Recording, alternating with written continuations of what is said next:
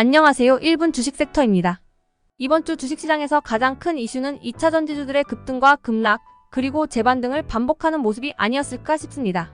제가 마지막으로 제작한 영상에서도 2차 전지는 이제 시작이지만 추격 매수는 절대 하지 마라 제목으로 제작을 했었습니다. 그 영상에서 에코프로비엠과 포스코홀딩스, 포스코그룹사 종목들을 언급했었습니다. 더 올라갈 수 있는 자리에 있고 장기적 관점에선 아직도 저점이니 중장기 관점에선 편안하게 매수해도 괜찮을 거라 했습니다. 하지만 다른 2차 전지주에서 상대적으로 아직 모소른 종목도 많으니 최근 급등 종목의 추격 매수보다는 상대적으로 저점의 종목들을 더 관심 가지고 눌림이 나오면 기회라고 보시는 게 좋을 것 같다고 했었고요. 제가 영상은 7월 24일에 업로드했는데 급등하다가 급락이 나온 시점은 7월 26일입니다.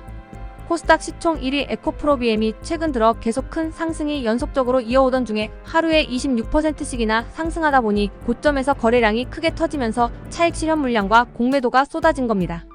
근데 이날 급락이 나오고 구독자 많은 어떤 채널에서 요즘 가장 핫하신 분이 나오셔서 말씀하신 내용이 이제 위험할 수도 있다, 이렇게 언급하는 내용이 나오는 영상이 있었는데 그 내용을 잘 보셨다면 그 내용은 무조건 매도해야 한다가 절대 아니었습니다. 근데 급락이 나오고 그 내용이 이제 그분도 매도를 하라고 한다며 사실과 전혀 다른 공포 분위기를 더 조장하는 게 참 씁쓸했습니다. 그 핫하신 분은 25년 연말까지 보유 종목을 절대 매도하지 않는다고 수많은 곳에서 말씀하시고 다니신 분입니다. 근데 만약 그걸 속이고 본인이 이번에 고점 매도를 했다면 그분 시세 조종으로 구속됩니다. 조금만 생각을 해보면 절대 할 수 없는 일들인데도 불구하고 사실인 것 마냥 카더라가 떠돌면서 시장을 더 공포 분위기로 몰아갔습니다. 그 사이에 누군가는 저점에서 매수해서 단기간에 당일 10% 이상씩 연속적인 수익이 나올 구간도 만들어졌었는데 이미 공포로 물든 개미들의 반응은 이제 끝났다 였습니다. 누군가가 말을 하면 그 사람의 의도를 정확하게 파악하려는 노력보다는 듣고 싶은 것만 듣고서 왜곡된 내용으로 받아들이고 그걸 사실인 것처럼 퍼나르는 사람들이 많은 게 개인적으로는 참 안타깝습니다.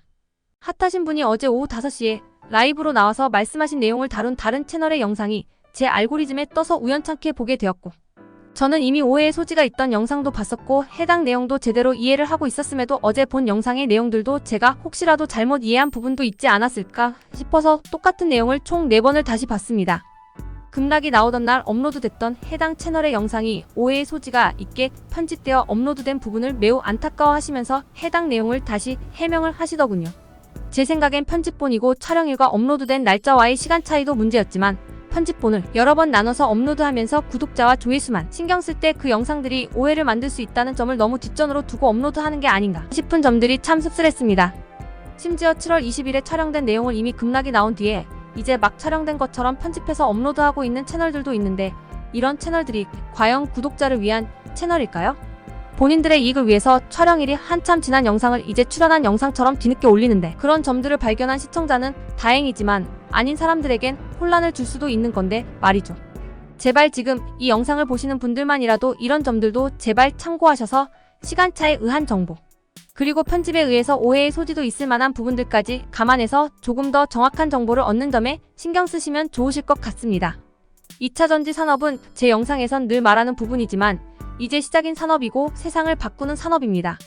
쉽게 끝나지 않는 섹터이며 상승과 조정이 반복되긴 하더라도 아직 절대 끝날 수가 없습니다. 급등이 나왔으니 급락 같은 조정이 나왔을 뿐이고 지금의 자리에선 당분간 이 모습들을 해소하는 박스권을 만들면서 기간 조정이 충분히 나와주고 사람들에게 살짝 잊혀질 쯤 다시 상승을 할 가능성이 큽니다.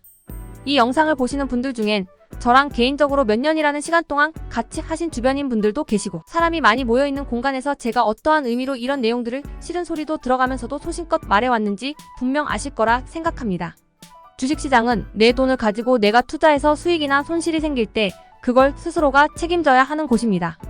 카더라에 의해서 흔들리지 마시고 무언가 한 가지를 투자를 하기 위해서 관심 가지고 보신다면 열린 마음으로 여러 가지의 경우의 수를 늘 열어두고 새로운 관점이거나 나와 다르더라도 상대방의 의도가 무엇이고 어떠한 점을 바탕으로 그런 내용들을 생각하게 되었을까를 이해해보면서 열린 마음으로 바라본다면 조금 더 긍정적인 결과물이 지속되지 않을까 생각합니다.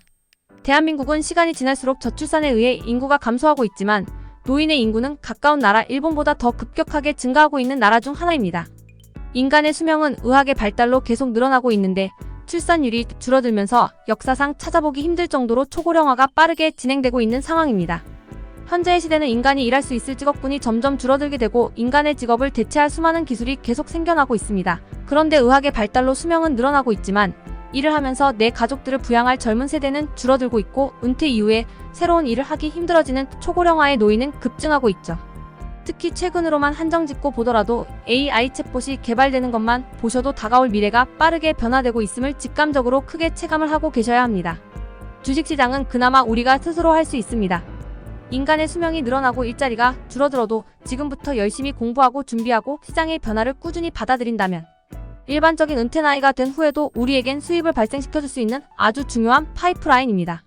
그런 시장에서 오래 살아남고 나의 계좌가 지속적인 우상향을 하기 위해선 절대 포기하지 않고 끊임없는 시장 공부를 해야 합니다. 오늘은 평소보다 영상이 많이 길어졌을 겁니다. 여기까지 다 보신 분들이라면 이 또한 다른 관점의 새로운 내용을 끝까지 보고 들으면서 경청해 주신 겁니다.